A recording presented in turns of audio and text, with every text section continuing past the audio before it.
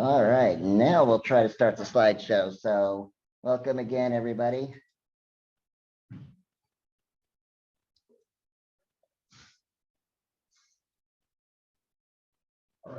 All right.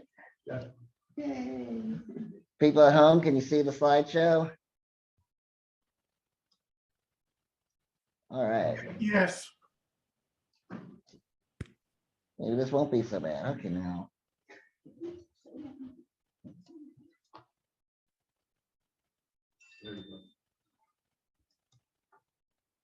All right. So now did I lose my controls? Okay. Well, we'll see what happens. Welcome, everybody, to our July meeting. There we go. I probably could do that too. So welcome to our July meeting again. So we got a lot of stuff we're going to talk about tonight. We got our club business. We're going to talk about events and workshops. Jeff Milsteen is here tonight. He's presentations on travel photography. And then we have our photo challenge tonight. Our photo challenge theme is power. So we'll get started. So as usual, if you're not a paid member and you'd like to become a paid member, just go to our website, click on that link. You can see the different benefits. Paid members get extra benefits, but still everybody's allowed to come to meetings and can go to most events. Paid members get to go to workshops, and we also have our mentorship program. So the first thing we wanted to talk about is our monthly and weekly challenge. Some of you may have noticed we had to make some changes to the schedule, and Rick was going to go ahead and kind of talk about it. And he has a, did you make a handout? I did, yeah. Okay, he's got a handout for the folks here, and I think it's already posted on the website, on Facebook. Facebook pages. So a couple things. First of all, the monthly challenges, Dick Stoke and I are responsible for going through all the suggestions that you send us each year and picking 10 of them. Mike typically, or Lisa will pick January's just from a timing standpoint. And then we go through and we pick our 10 topics. And of course, December is the edit challenge, right? So we did that this year, and with quite a bit of discussion, we ended up choosing a couple that are a little tricky. One of them was in camera, multiple exposure or multiple exposure. And then the other was composite. And we realized that not everybody knows how to do this stuff. With multiple exposure, most of your cameras can do it, unless you're a Sony person like this guy. Yeah. Most of your cameras can do it in camera, but most of the Sonys cannot. We didn't know that at the time. We set the topic up, and we came up and we had to start researching it and said, oh crap, we should have had a class on this, and not everybody can participate. Composite is pretty much going to be a Photoshop or some kind of post-processing type of job no matter what, and that really does require some understanding. People who are good at Photoshop, comfortable with it. People like me who are Photoshop morons need to pull up YouTubes for everything that we do in Photoshop for the 3 times a year that we go to it. So we figured we should have some kind of education on that, and we never got it done. Could not get it on the calendar at the time. That's why we changed those 2 topics. So 2 things. One, the composite topic got punted into next year. And what I will say is there were some folks who had been doing their homework, figuring out how to do composite. They spent their time on it. They invested their energy in it, and they created their photos for it. And now they hate me because we made this change. And that's okay. But I want to make sure they understand that, that if they went through all that to make their photos, those photos will be eligible when we get the topic up next year. So we're not going to do the topic until we have a chance to have some kind of a workshop or a presentation, at least, on doing composites. Fair? Okay, so no one's throwing anything at me yet. That's good.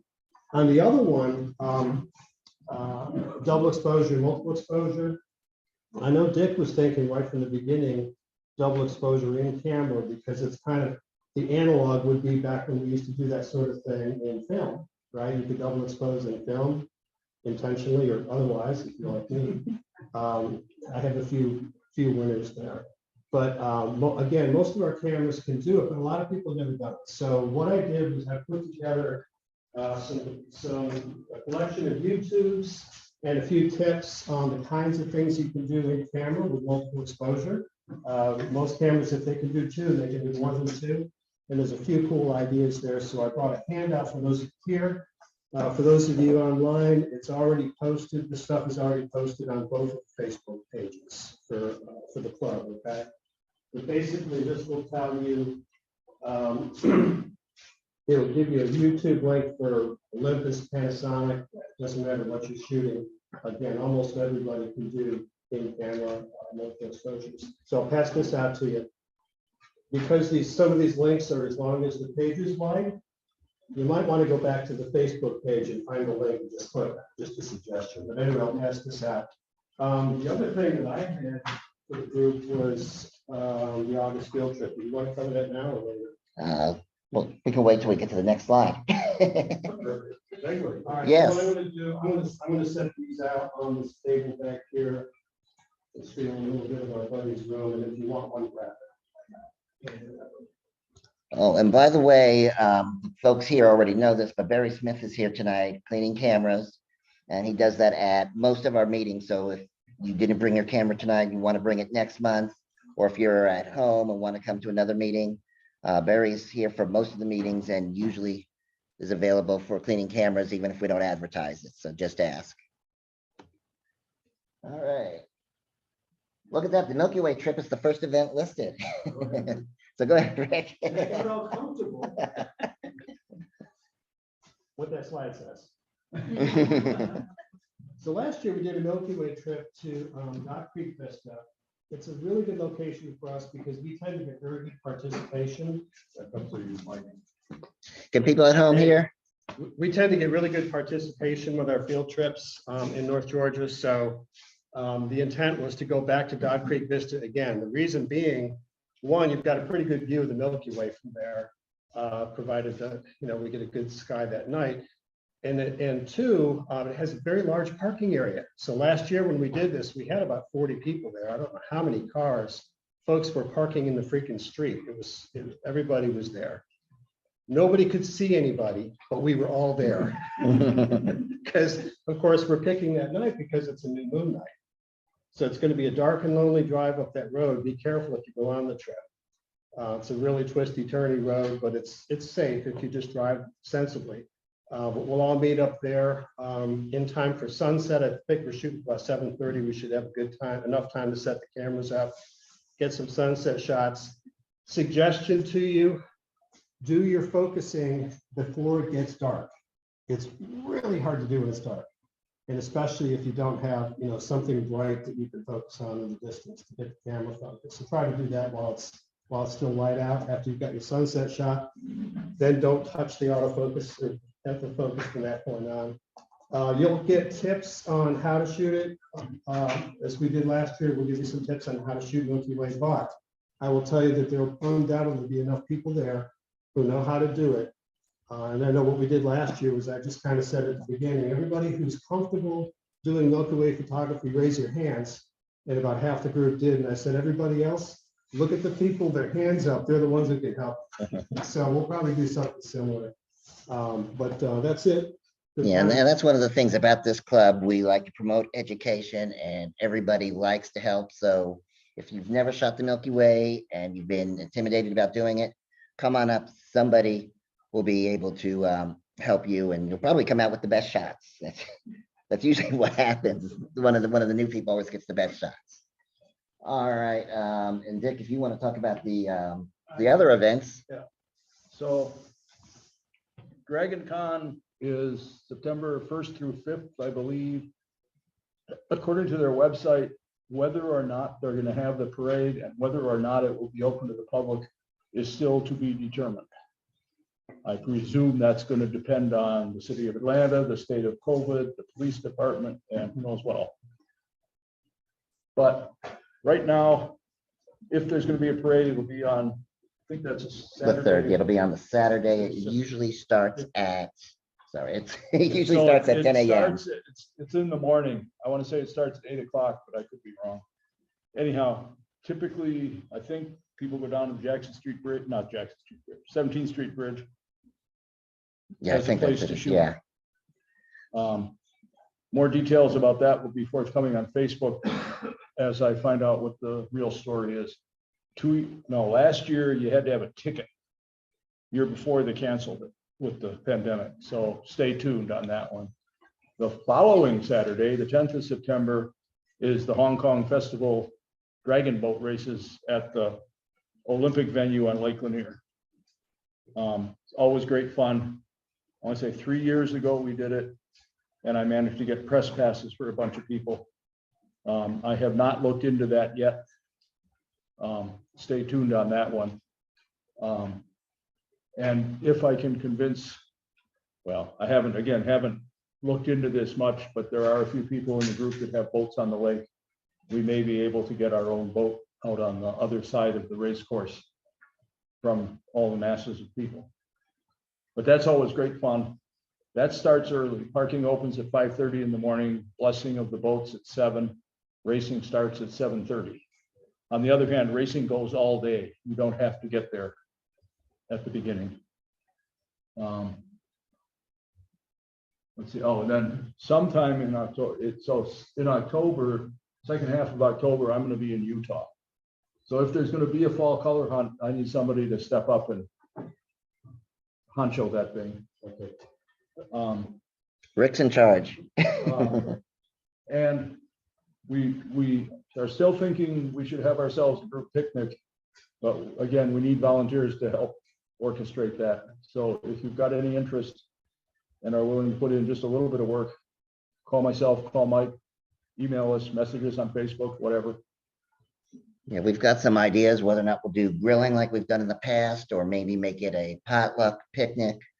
It may even just be getting a room in a restaurant that's just for us. We don't know. And then we're thinking of combining it with a sunset shoot. We did that a few years, actually, it's probably been about 5 or 6 years ago when our club was a lot smaller, but we still had about 30 people show up for that sunset shoot at Old Federal Park. Oh, yeah. So we're thinking maybe Lanier Point Park, which is in Gainesville, and that's the park that you may have seen my photos with the covered bridge. And the sunset is behind that covered bridge. So we thought that might be a good place. But again, date is up in the air. We're still figuring this out, but any other suggestions, please send them our way. We need your help to get this organized. And workshops.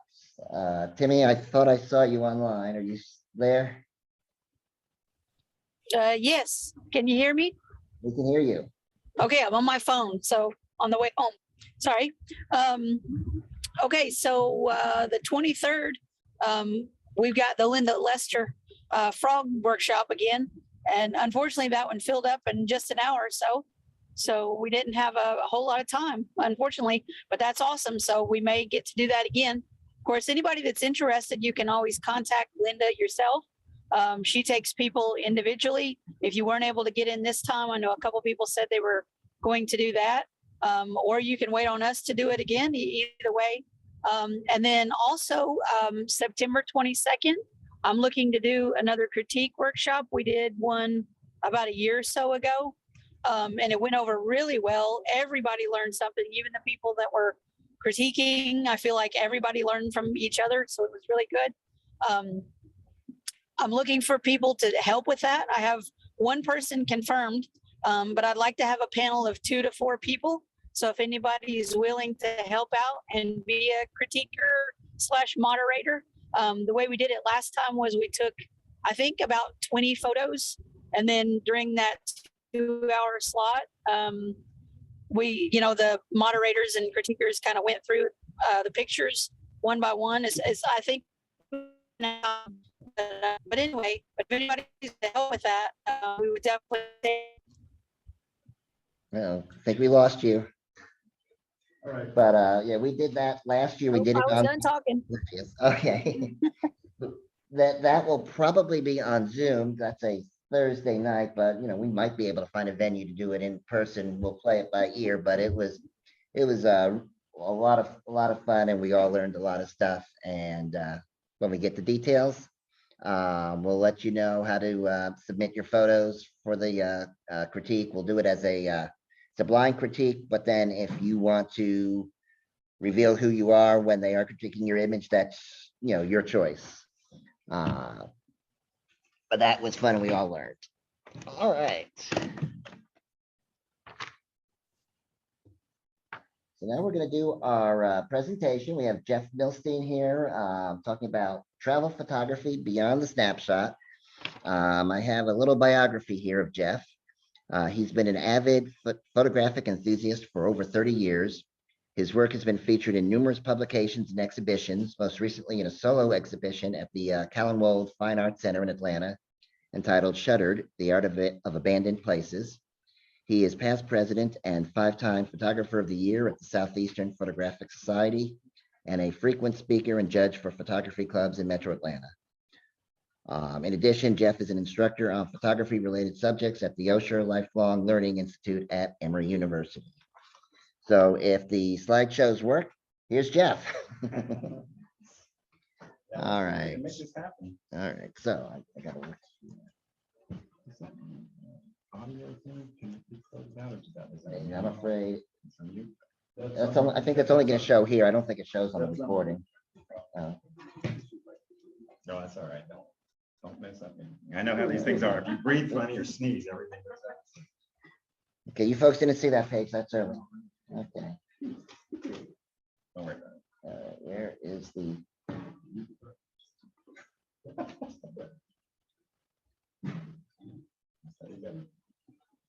Oh, Get out of that. yeah.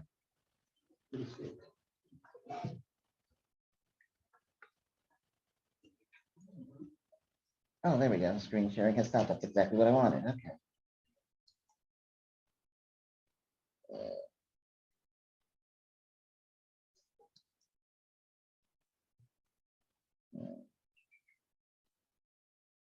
Screen. Where'd it go? I knew it was going too good.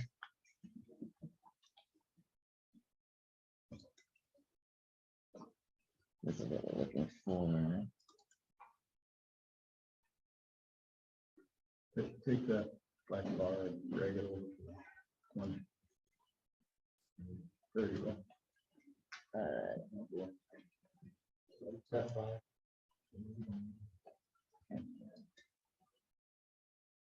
All right, folks at home, can you see the slideshow?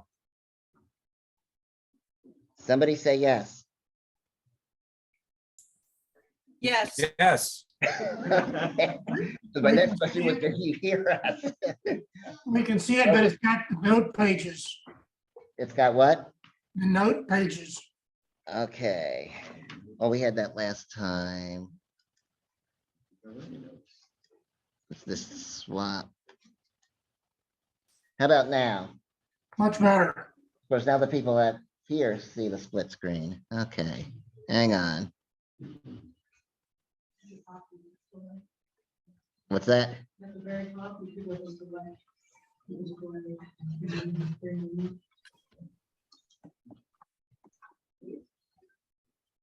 It's okay if you all see the split screen.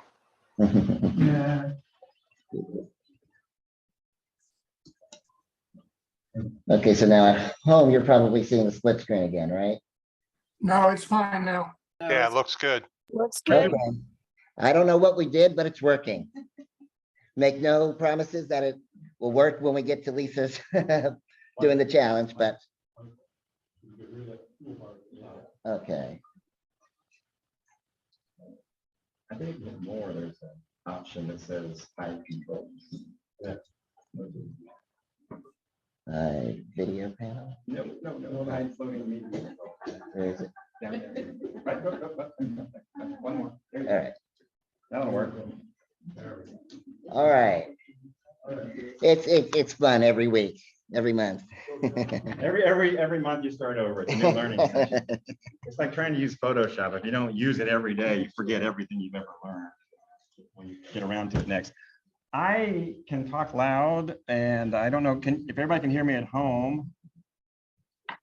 If you can't, you should have just come here. I mean, look at all these great people here. One of the reasons I came actually up here and fought Friday afternoon rush hour in downtown Atlanta was because I think I've given about 8 presentations on a variety of subjects to a variety of photography clubs since the year started. And this is the first one that was in person. And it was just nice to be able to see people again and not be talking to my computer, which I don't really like to do very much. But that's the way it seems to be going these days. So we'll see. I do want to give an unpaid shout out to Barry back there. You all know him, obviously. He comes to all your meetings, but he saved me with a lens once. And I had this vision, and I probably shouldn't say this in front of him, but I always had this vision of Nikon repair guys in these pristine, dust-free rooms wearing hazmat suits. And he took mine apart in a Wendy's. So I'm, but let me tell you, he knows his stuff. So I will say that for sure. All right, so tonight we're going to talk about travel photography, and it's always, this sometimes is difficult because it's kind of hard to calibrate where people are. And in photo clubs, you always have a variety of levels of expertise, and so this is the one topic I think that anybody can feel comfortable doing, right? And so what we're going to talk about, if I can make this thing work. Okay, I'm not going to make that work. Is this turned off maybe? Am I pressing the wrong buttons? Don't make me put on my glasses. I can't see. Yeah, it's all red light. All right, never mind. We'll use this, or I'll use an arrow, or I'll do something. I'll figure it out. I'll figure it out. See, what can go wrong? I prepared this program and created it on a Mac and Keynote, and then converted it to PowerPoint for a PC. And so something will be funky as we go through this. All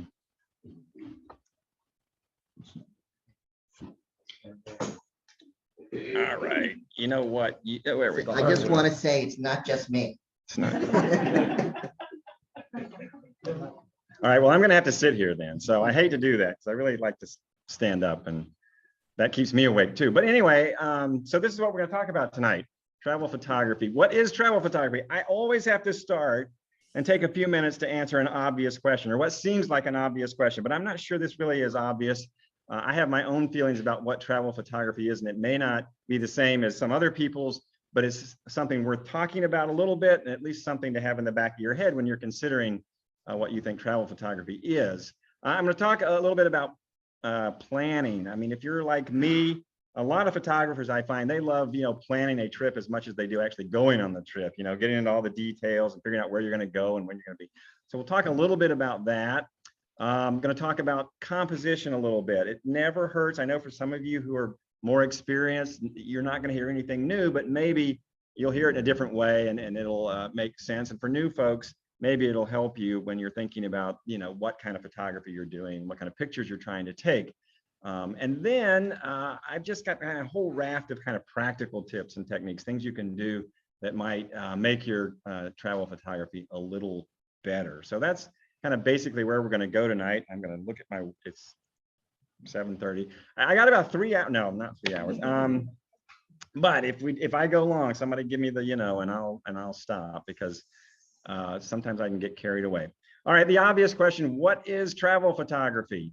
Well, the great thing about travel photography, it covers a lot of different genres of photography, right? So you don't have to be into one thing or another. You can do a lot of different things. Scenics, architectures, people, something I don't shoot, wildlife even sometimes, documentary, street photography, all different things that you can shoot. But the main thing is that I see travel photography as a means of documenting our travels. Now that's important. That sounds obvious, right? You're documenting where you've been, because usually the idea is you want to come back and share that journey with someone else, friends, family, or whatever. And hopefully in the process, you've taken a few really nice photographs that you might want to hang on a wall or make a little book or something like that. But the important thing is for me, travel photography is sort of like documentary photography. It's what you see is what you get. But this is a matter of great debate these days, especially with sort of the influence of Instagram, where you can sit there and just look at picture after picture and say, wow, how did they shoot this? I mean, I'm never there at the right place, the right time. And where did they get this incredible, sky and sunset and clouds? And then after a while, you start seeing that sky and sunset and clouds appear in other photos in their photo stream in Instagram, and you start saying, okay, I got it. They're just putting the same sky in different places all over the world, because the chances of you going anywhere in the world and finding that every single time are just like zero. But anyway, so there is a debate raging about this. Now, no less than the PSA, the Photographic Society of America, you all may be a member of that national organization, I don't know, but they came up with a definition of a travel photograph. And they said it's an image that expresses the feeling of a time and place, portrays a land, its people, or a culture in its natural state. I underline that because I don't know what it means, and has no geographical limitations. Now, if any of you have served like in some nonprofit or even a group like this, and you sat around and had to come up with a mission statement, that's kind of what this reminds me of. It was more important for everybody to get some little piece of themselves in there than it was to actually produce something that means anything, because I don't know what this definition means. The two photographs below it, I took in Lilburn, Georgia. I'm not sure they really express the culture of Lilburn, Georgia somehow, but that's the thing about travel photography, right? Because anybody that's not from here that comes here, anything they take is travel photography, right? It doesn't really matter. So this business of, you know, portraying a culture in its natural state and no geographical, I don't know what any of that stuff means. But there's a photographer in Vietnam who also kind of got tired of seeing all these Instagram posts and images that were being represented as travel photography. And he's, you know, this is not what I see as travel photography. Whoops. This is what he proposes, a definition: a candid image capturing a moment in time. That's easy. A real moment, focus on real, which the photographer or anyone for that matter can witness while traveling. Something that actually occurs, whether it looks authentic or not. Now, he kind of produced a corollary of that, and that was this quote: what doesn't fit into this definition of travel photography are any images that have been staged or ones that use models or props. That is what I call conceptual travel photography. But feel free to also call it fashion photography in a place far from home, because that really is what he was seeing over and over again, all these fanciful images. And with no apologies to our former president, I refer to these kind of photographs as fake views. So the ones that Etienne was referring to, because he knew they were not just candid photographs that were being passed off as just authentic travel photographs in Vietnam, were these kind of images, beautiful images. And don't think for a minute that I'm knocking these images. These are great images, and they would look wonderful on any kind of travel brochure, commercial website, anything like that. They're really beautiful, but they're not travel images. These images are not candid shots that somebody just happened to take. These images were all set up. And again, I don't care if you set up photographs and make beautiful photography, to each his own. Just don't call them travel photographs, because that's not what they are. These are not candid images that you just found, you know, while walking around the streets of some place. And that's what I think the emphasis really should be on when it comes to travel photography. Here's another example. This photograph, some of you may have seen this before. It reminds me sort of the photograph Migrant Mother by Dorothea Lange, you know, that Depression era photograph of the woman, the pea picker, sitting in her sort of little tent, holding on to her children. Here you've got this baby, and you can see the little arm in the back coming up. That's a different little child on this woman's back. And this was entered into an international competition. And the theme of the competition was hope. And the idea was, here's this child looking upward, you know, bright-eyed sort of, and this woman determined to maybe provide a better future for her child than she had. Well, somebody saw this, and it was a very important, prestigious competition, and the winner got $120,000. So this person got $120,000, and somebody saw this and said, wait a minute, that's not a, you know, a legitimate candid photograph. It was staged. And so how did they prove this was staged? Well, they happened to be on the trip when it was taken. Now, this, I think, presents sort of a difficult question, because we've all been on these trips, right? Maybe a photo workshop or something. The van pulls over, everybody piles out, takes some pictures, right? That's okay. But that's not exactly what happened here. These photographers were on a workshop, if you will. They all piled out of the bus and they were taking pictures of the rice fields beyond that you don't really see in this picture. And the woman came out of the little hut there, the little building on the right, and asked them, would you like me to pose for some photographs for you? And of course, she expected to be paid for that. Again, nothing wrong with her, you know, trying to make some money to support her family. And if these folks want to take pictures of it, great. The thing though is don't pass this off as, say, travel photography or something, because it's staged, right? It's not a candid photograph, but it sometimes is hard to draw that line. Okay, I'm going to get off my soapbox, but I want you to think about that in terms of travel photography. What is travel photography? And I really think that if you think of it in terms of documentary photography, you'll do yourself a better service. Do the other stuff if you want to. It's like wildlife photography. Don't pass off a picture you took of an animal in a zoo as something you went out in the wild and shot, right? It's the same concept. So just kind of keep that in your mind. All right, before you go, the importance of planning. Like I said, I really do like to plan trips. And the reason I like to plan trips is because I like to get the most I can out of them. First thing you do is you have to set expectations, and you have to ask yourself, is the thing you're going to do, is it a photography trip like this trip to Yellowstone in the winter or something, where you're taking all your gear, your goal is to spend every moment taking photographs, maybe you have some instruction in the field, maybe you do some critiques afterwards, whatever. That's a photography trip. Most of what I'm talking about tonight is not a photography trip. It's because that's what those are for. It's the trip where you just also take photos, right? And sometimes, frequently on those kind of trips, you find yourself traveling with someone who's not really as interested in photography as you are. And so you got to kind of keep that in your mind. You need to have some expectation setting with that person as well. I have a lot of, tips for you there, but you want to make the trip meaningful for everybody. So, if you get up early in the morning and the other person likes to sleep late, go do your photography then. And then meet up for breakfast or something like that. But make sure you set those expectations. Then live by this mantra. And you've all heard this before, this Louis Pasteur quote, chance favors the prepared mind, right?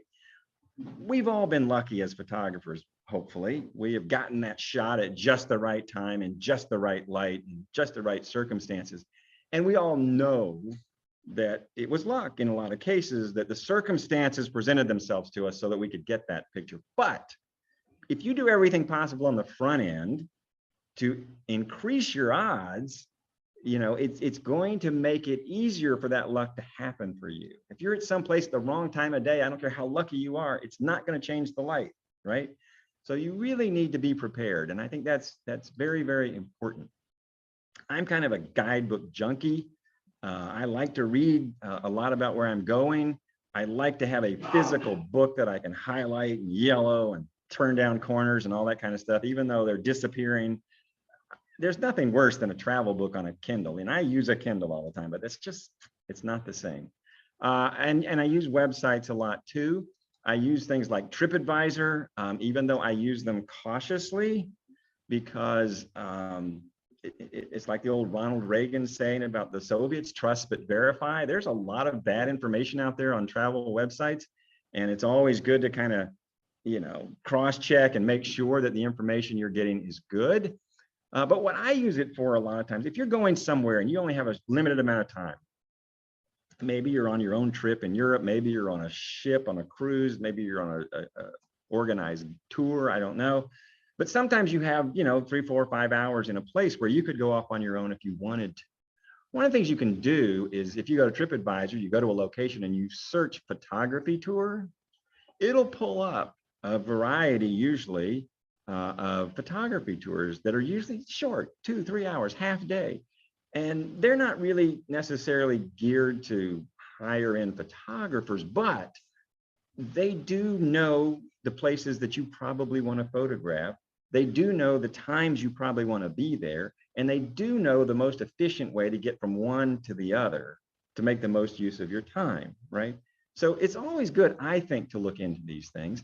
The other thing I like to do if I'm someplace that I'm not familiar with is I like to go look for workshops online, and if they post their itinerary, I'll go look at their itinerary to get an idea of where I want to go, right? And when. You'll have both the idea of the place, but also this is a morning thing, this is an evening thing. So I highly recommend that.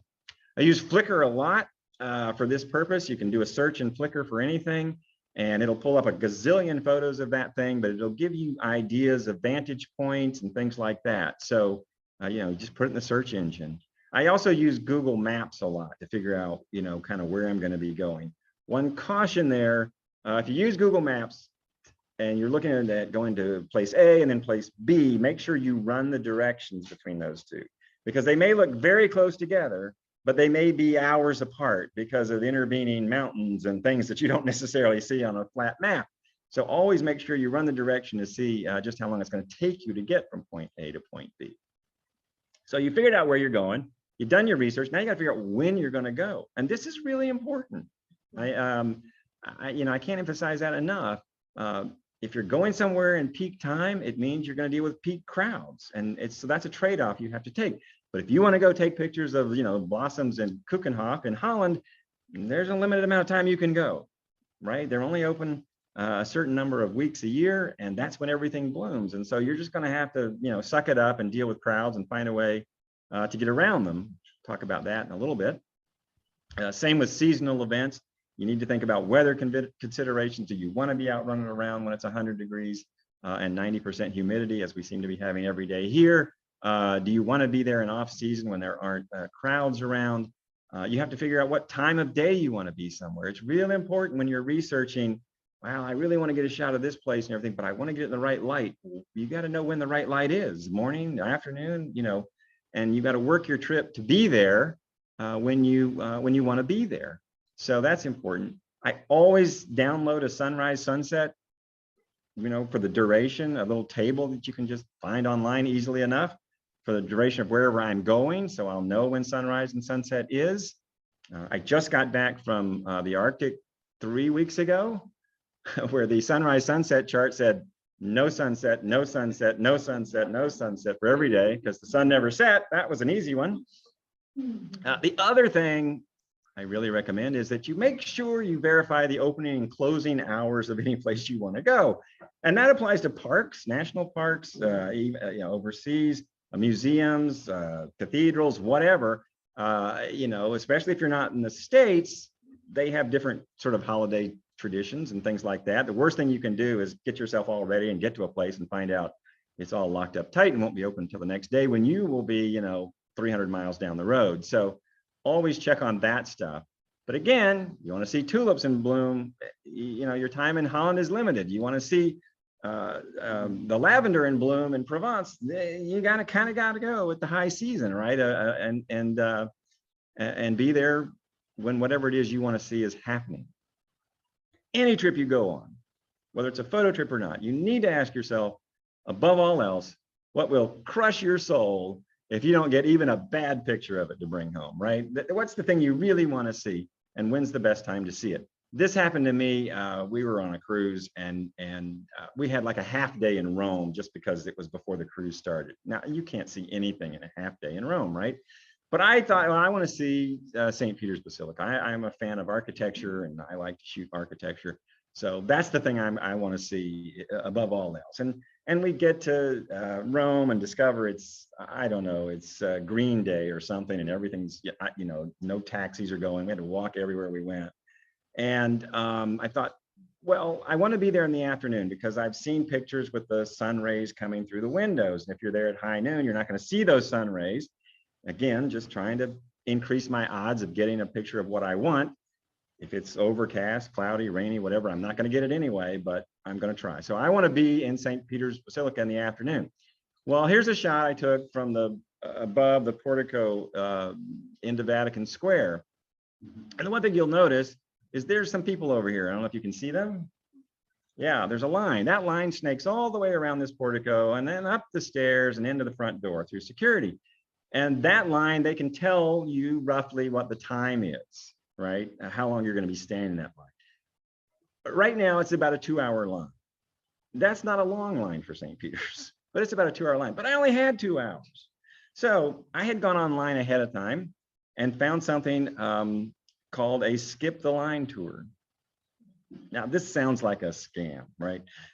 What they tell you is you pay, 20 bucks, and you get there and there'll be somebody sitting in a folding chair with a suitcase and a t-shirt, and you show them your ticket and they're going to walk you up to security and in front of everybody else, and you go in. There's no tour involved. They're just getting you in the door. And, I was a little dubious. This sounds kind of scammy, but I'd read enough reviews and everybody swore it was true. And this is a fairly common thing in Europe. And even though St. Peter's, charges nothing to get in, for me to pay $20 to not stand in that line for 2 hours, to be able to spend the time inside instead, well worth it. And so that's what I did. And the guy was there, and sure enough, walked me right up in front of everybody, and everybody's kind of looking at me. And it's like, not my fault. So, get in, and there's the sun rays coming in. That's kind of what I wanted to photograph anyway. I wanted to see that. And, so it worked out. But again, it's kind of chance whether you're going to get that or not. But you're not going to get it if you don't at least get there at the right time of day, right? So that's kind of what you're looking for, I think, when you can, in terms of chance favors the prepared one. So now I've told you, plan, do your stuff, figure out where to be when, and it sounds a little obsessive. What am I thinking? It's a little overscheduled. Don't overschedule. That's my other piece of advice to you. Leave time for the stuff you hadn't planned on, because as soon as you plan all this stuff, you just take a right turn instead of a left, and suddenly you're on a whole different trip. This is a photograph. It's kind of an example of that. In the old city of Jerusalem, we were doing certain things. My wife and I were there. We wandered around, and we passed a place called the Ecce Homo Basilica. And her mother had gone to the nun or the convent associated with this basilica in the old city of Jerusalem right after World War II for high school. And so she said, maybe we could go in and just, see if there's anybody or any records of that or whatever, just something to do. So I said, sure, why not? We go in, there's a little information booth there. And she said what was going on. And so the information person called one of the nuns down. And this nun shows up, and nuns have changed. This nun is wearing like a Polar Tech jacket and hiking boots, but nicest person in the world. She comes in, she goes, oh, your mother went here. Would you like to go down? And she had recently died, my wife's mother. And she said, would you like to go down into the basilica and we'll light a candle to her memory? Which was very, very meaningful to my wife. And it's like, sure we would. And when you go into this place, it's a very narrow, tall place. That arch in the back is one of Hadrian's arches.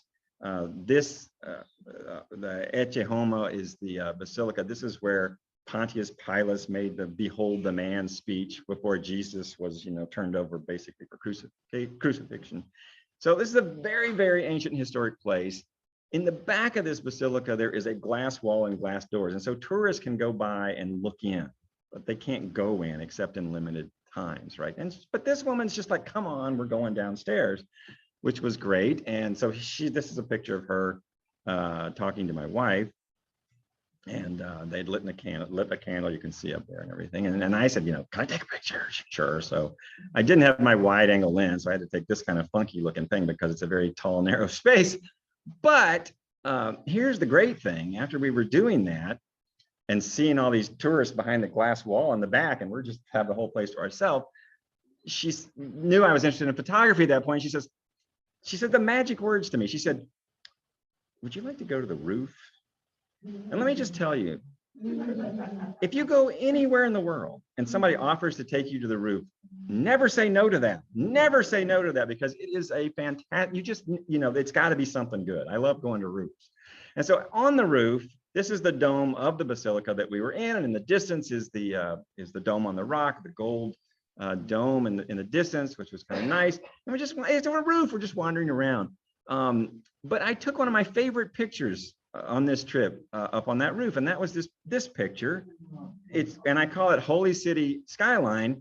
And I liked the black and white. I liked all the domes and the steeples, but I also liked all the water heaters and the satellite dishes and this kind of just amalgamation of ancient antiquities and new modern technology and TV antennas and everything. But I never would have gotten this shot, but for that little bit of serendipity of, walking in a door and talking to somebody and suddenly finding myself in this wonderful place. So leave yourself room for that in your schedule. Gear. This is the perennial problem, right? What do I take? And what kind of camera should I use? It's really important. I love this cartoon. I took all your vacation pictures on my phone, but your father wanted to retake them with a better camera. So he's taking pictures of the pictures on the phone. But that's kind of what some people think. And what I always tell people is take the camera you'll use. I've seen people with heavy cameras, DSLRs, big lenses, and they're just stuffed in a bag, and somebody going out on a tour or something just says, I don't want to carry that. I'm going to leave it. I'll just use my phone. That'll be fun. That is fun. But take the camera you're going to use. If you're not going to carry that camera, don't take it. Don't waste your time. Sometimes the pictures you get are you can only get depending on the camera you have. Both of these pictures, for example, the one on the left is a courtyard I wanted to just take a picture of in I think this is in Crete. I couldn't take it with my big camera if I wanted to because it had a wrought iron fence in front of it with very tight bars. But a phone has a little tiny lens. You can get that just between just about anything. So, I used my phone to take that picture. And the picture on the right was a medical evacuation on the Norwegian coast, where on a cruise ship, where we were told you need to go down to your cabins. They didn't have a place for this helicopter to land. They had to do one of those little things where they drop the basket and put the person in it and haul them off. And they didn't want anybody up there distracting people or getting hurt or blown off the ship or whatever. But I walked out on my balcony just in time to see this Coast Guard helicopter coming. And I just had my phone and I grabbed this picture. Well, it may not be the greatest picture in the world, but it's a great story. It's a picture that illustrates a story.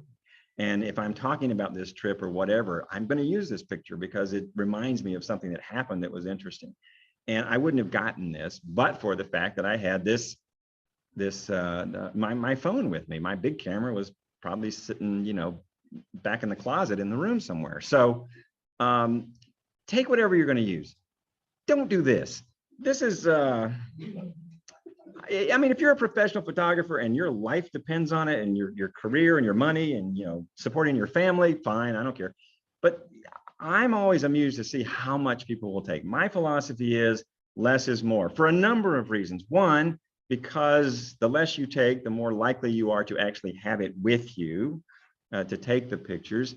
Two, the less you take, the less conspicuous you're going to be. And I really think that's a big part of good travel photography is not being conspicuous. Not to mention the fact that it will help you and save you in some instances from getting robbed. But I think the less you can take, the better. Lenses is something I'm going to mention this just briefly. I think it's, fixed focal length lenses, almost always the sharpest lenses you can get. I never take them. I never use them almost because I'm lazy and I like the ability to take a zoom and sort of crop and compose my image without having to necessarily, change lenses 6 times.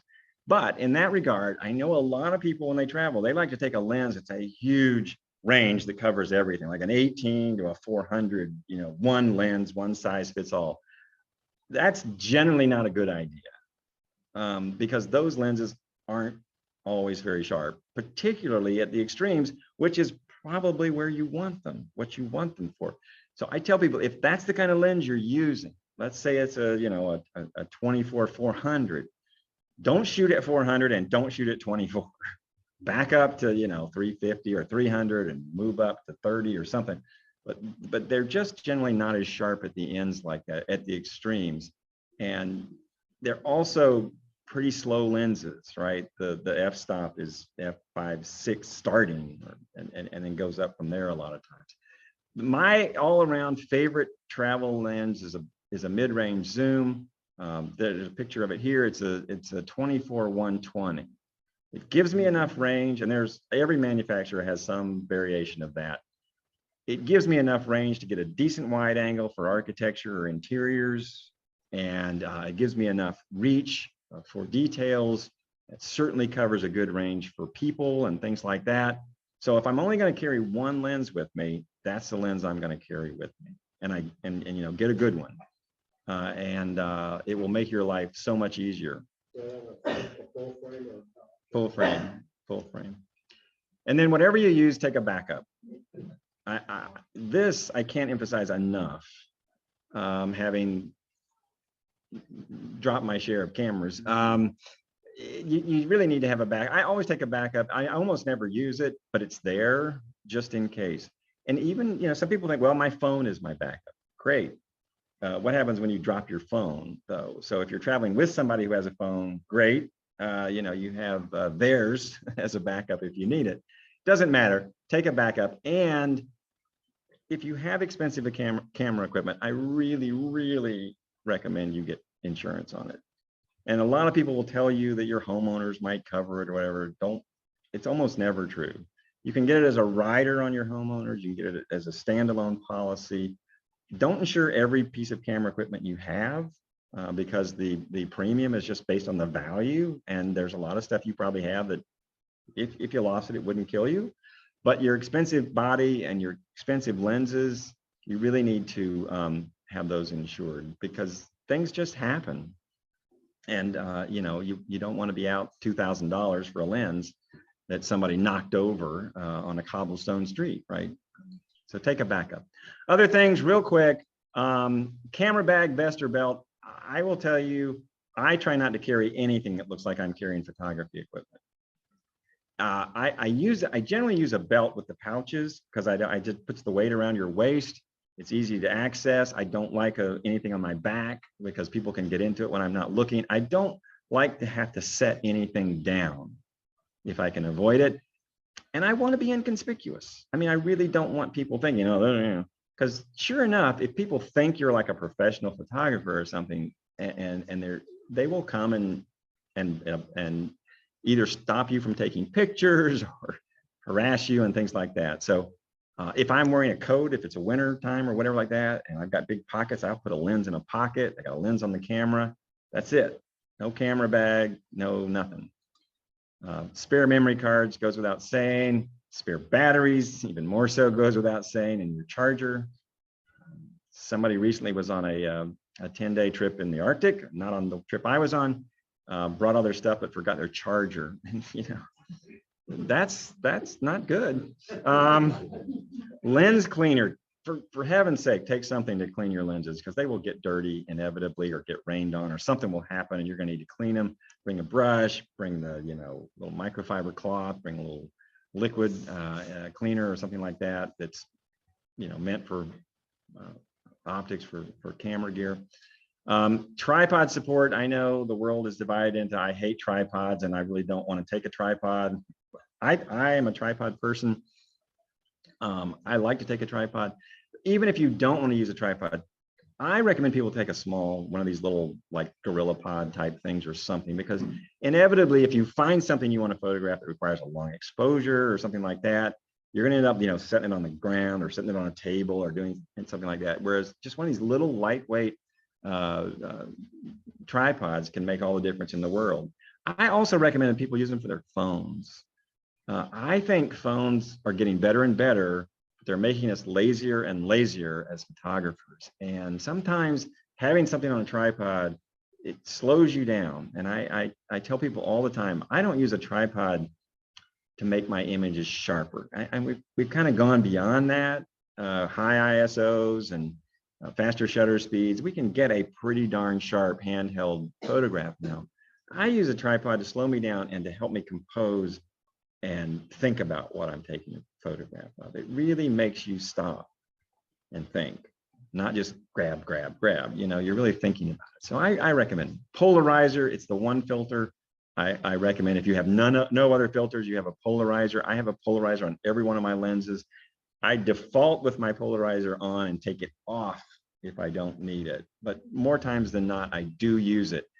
not to make skies blue, but to take reflections and glare off of things. It really can make a difference. Now, there are times when you don't need to use it, take it off, but otherwise I use it. If nothing else, it also works as a, a lens protector to some extent. I don't use any skylight filters or things like that. And last but not least, take your camera manual. And I know this isn't intuitive. I've had my camera since it came out. It's a Nikon D850 I've had for whatever that is, 5-6 years. I probably only know how to use about 10% of it. And inevitably what happens is I'll go on a trip and I'll do something or hit something or something will happen that'll change the setting and I have no idea how to get back to where I was. And so every one of you have cameras that you can download your manual and put it on your phone or your laptop or your iPad or whatever you have. I always do that before I go on a trip. I want that with me because inevitably I'm going to need to use it because I'm going to screw something up. All right. We know where we're going. We know when we're going. We know what we're taking with us in terms of gear, composition. I'm going to try and make this pretty easy. This quote I love from Edward Weston that says, consulting the rules of composition before taking a photograph is like consulting the rules of gravity before taking a walk. And I think what he's saying there is simply there, we say there are these rules and we know there are these rules. And then we always, sort of qualify that by saying, but the rules are meant to be broken and blah, blah, blah. But really, you're not supposed to be sitting there thinking about, okay, what's this rule? I'm going to now apply this rule. The rules are really just a way to kind of train you to see better sometimes, I think. And they should become sort of intuitive for you. And so you shouldn't have to go out thinking about the rules. But if you know some basics, it'll sort of frame the way you look. Always ask yourself, what is my subject? Rule number one, what am I trying to photograph? And this is in the Church of the Holy Sepulchre in the old city of Jerusalem. Again, these pilgrims are in here. You can see the priest back in the grotto back there. There's a service going on. If you've ever been in this church, it's a magnificent old place. Every religion in the world seems to want a piece of it. There's like 5 different services going on at any given time in different corners and nooks and crannies. And these people were in the main area. And what I wanted in this picture was that woman with the cell phone, because to me, it just said something about the ancient and the new technology. And she's wearing her scarf and all her stuff, but she's got that phone up there. Now, some people would look at this picture and say, oh man, too bad that lady put that cell phone up there, but that's what I wanted in this picture, right? And that was what I wanted the subject to be. But you need to ask yourself that, what is it I'm trying to photograph? What feeling am I trying to convey? Number one thing you can do in composition, in my mind, is keep it as simple as possible. Get rid of anything extraneous that's not important to your photograph, right?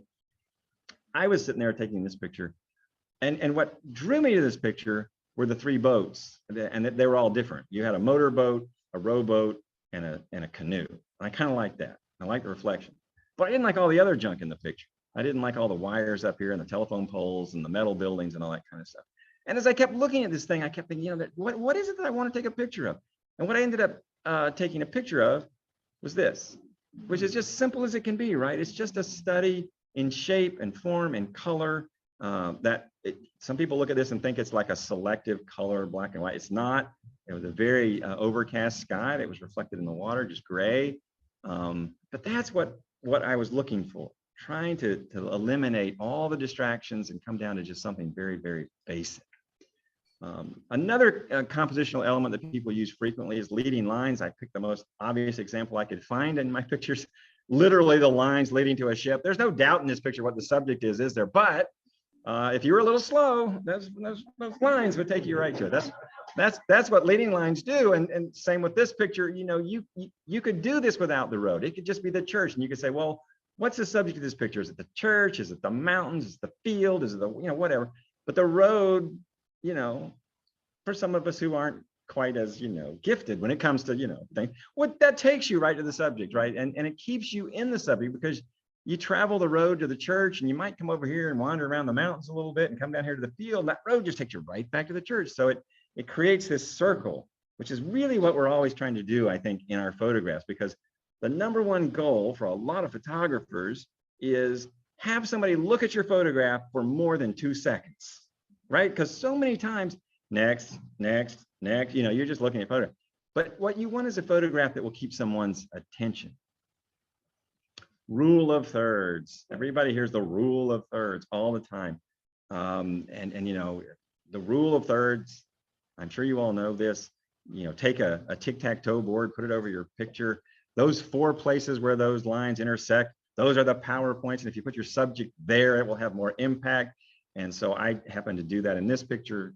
It works horizontally or vertically, you know, and I'm like, wow, the dog is on a PowerPoint, the doors are each on a PowerPoint. Man, that's perfect. Rule of thirds. Did I do anything of thinking rule of thirds when I took this picture? No, I had no idea. What I call this rule is the rule of generally not putting things in the center of your frame.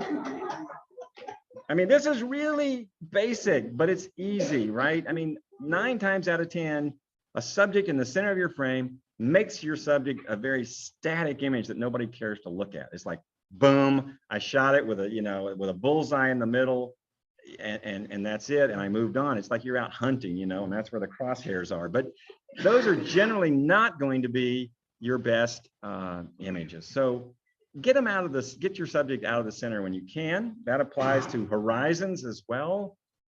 You should think about a horizon.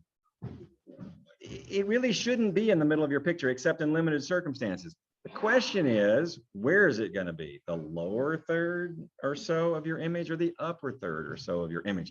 What is it you're trying to emphasize? In this picture, I'm really trying to emphasize the sky and the clouds and everything kind of pushing down to the water. And so I put the horizon down in the lower third and left that sky up there because that's what that's an important part of the movement of this picture. The water's pretty static. Its color and everything is pretty static, but the sky is what gives the image life. So I want to focus on that. I said, unless sometimes you might, in a square composition, you can get away more with doing things in the center, including the horizon. If you have a reflection you want to show or something like that, that's equally important in the bottom and the top or something like that, by all means, put it in the middle. Again, rules are meant to be broken, as we keep saying. But most of the time, you don't want to put anything. Keep your horizon straight. God, this is obvious, but I can't tell you how many times I've judged competitions and it's like, really? Were you looking at like this? I mean, did you not see that? I mean, come on. And I know, because here the subject's right in the middle and you look like, well, the boat looks okay. I mean, you know, the boat's fine. No, you can, you know, one click on any post-processing software is going to fix that. Fix it. Crooked horizons are not good. A lot of people have this question of, when do I shoot vertical versus horizontal? And then the answer for most people is they just default to horizontal because that's where their camera is, you know, it's like, except now that people are using phones, it's the other way. And so they're going more vertical. I always say, let your subject guide you on that. If you have a naturally horizontal subject, then shoot it horizontal. If you have a naturally vertical subject, shoot it as a vertical. Just be aware of that, because if you shot that lighthouse as a horizontal, you're going to have a bunch of area of sky that is totally uninteresting, right? And so that's why you generally want to do that. It emphasizes things in your image that are more important. It also has an impact. These 2 photographs are the same photograph cropped 2 different ways.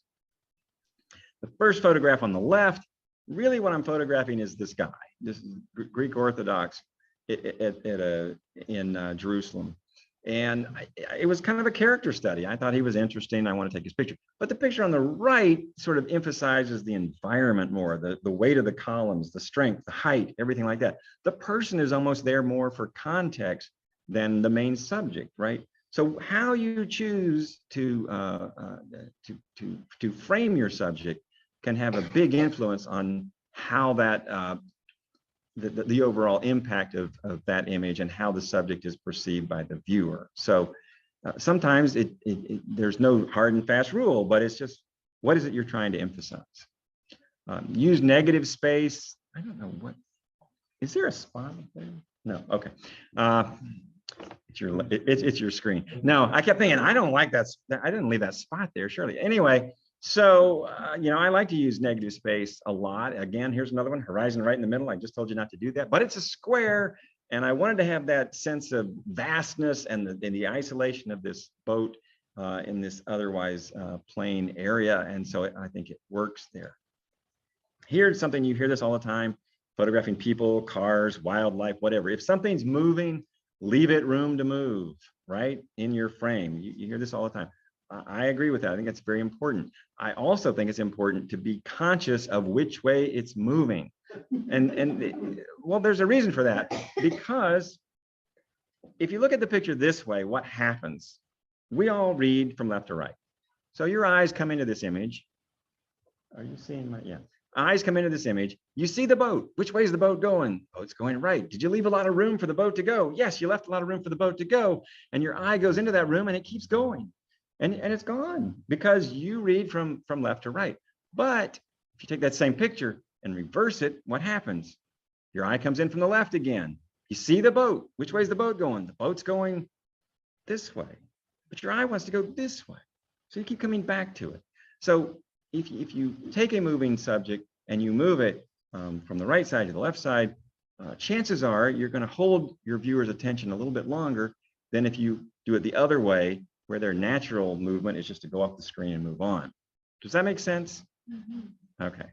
So take all these little tips and here's just a sample image, say, of applying all those things, right? I put the horizon in this in the top third because I kind of wanted to emphasize the color of the water, and the sky wasn't all that interesting anyway. I wanted that white boat to be off center, certainly, and that's kind of in one of those little PowerPoints. I wanted it going from right to left. These rocks down here, the little jetty going out, forms a little bit of a leading line out to the break on the horizon. You can see the water, the waves cresting right there. And the idea is that this thing just keeps you going in this kind of a circle, keeps you in the image like that, rather than going off either side. That's the whole point of all these rules, is to keep you in the image longer. The other thing that can have a tremendous impact on your photographs are color or black and white. I love to shoot black and white, but in black and white, what is this a photograph of? It's a photograph largely of windows and doors, right? I mean, that's what you see, all these little rectangles, it's shapes and things like that. But in color, it's a completely different image, right? I mean, completely different, has a completely different impact. And so you always kind of have to be aware of that. Now, sometimes you don't want the color, but sometimes you need it. You know, here's a very boring, bland beach scene, right? But if you come along and find a nice little, you know, colorful umbrella, it changes that photograph completely. And again, what's the idea? What's the first thing your eyes see in this? Those umbrellas, you can't miss it, high impact. Then your eyes may follow along the shoreline of the beach. And then they go back out onto where this little point goes out. And these clouds kind of parallel that bring you back to the left side, which brings you back to the umbrellas again, creating this sort of loop and sense of movement in your photograph. That's what I'm always kind of looking for. But you can use black and white to eliminate color that's a distraction. This church in Mykonos, I think, those flagstone kind of stones in the front are brownish, orangish red. And the church is whitewashed white. And I didn't want that. I didn't want that to distract from the church. And so I just went black and white with this one. It had some nice clouds in the sky. And there, it eliminates distractions. Here sort of adds some drama, right? These sort of God rays and clouds coming out behind this cathedral in Venice. Here, I purposely left the building distorted. It's kind of falling back. It's a wide angle. I didn't bother to straighten it because it's falling back sort of into the embrace of those clouds that are coming forward. And I just liked the feel of that. I just felt like it added more drama to this image. So black and white has a way of adding drama a lot of times in images that color just won't do the same. So think about that. Use existing framing of elements. I love to do this. Framing and subframing. Look for archways and things like that. And then sort of make sure your subject, in this case, it's the Hungarian Parliament building in the back on the left. You know, that dome needs to be right in the middle of those archways. Those little steeples need to be right in the middle of those archways. It's all about, for me, I like symmetry and lining things up like that. But frames like these arches, again, keep you in the image. And I'm going to show you, here's another example of that. Walking down this sidewalk in Santorini, and you see this clock tower.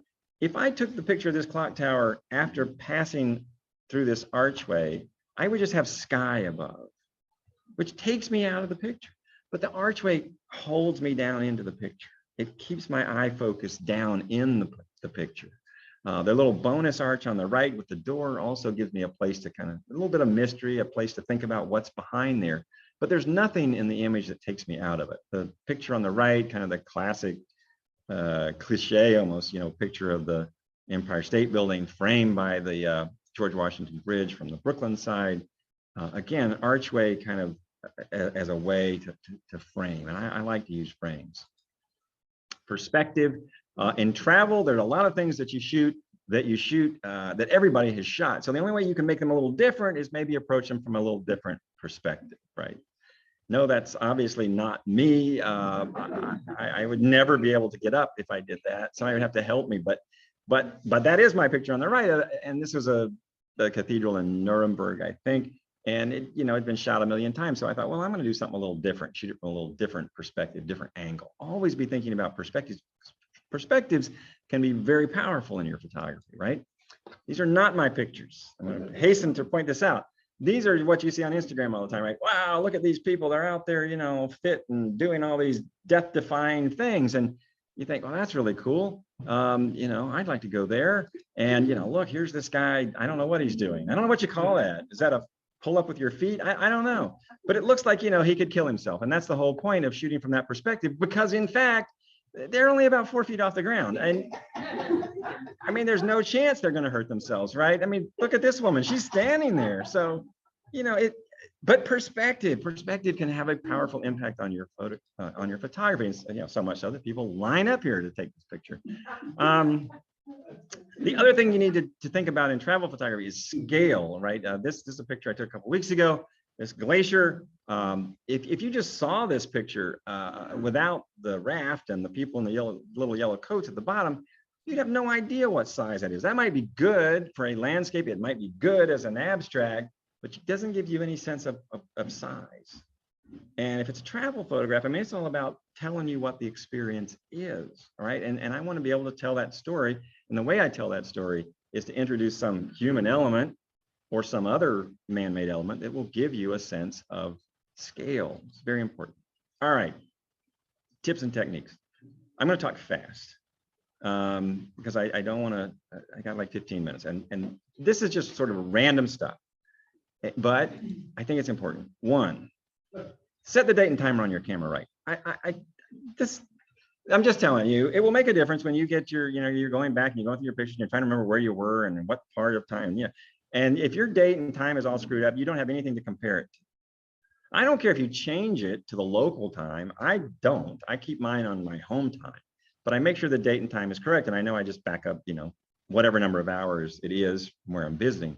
But there are plenty of times when that's the only way I could figure out where I was when I shot a particular picture. And if that date and time is wrong, well, you're kind of in trouble. So that's a pretty basic thing. Do that. That's easy.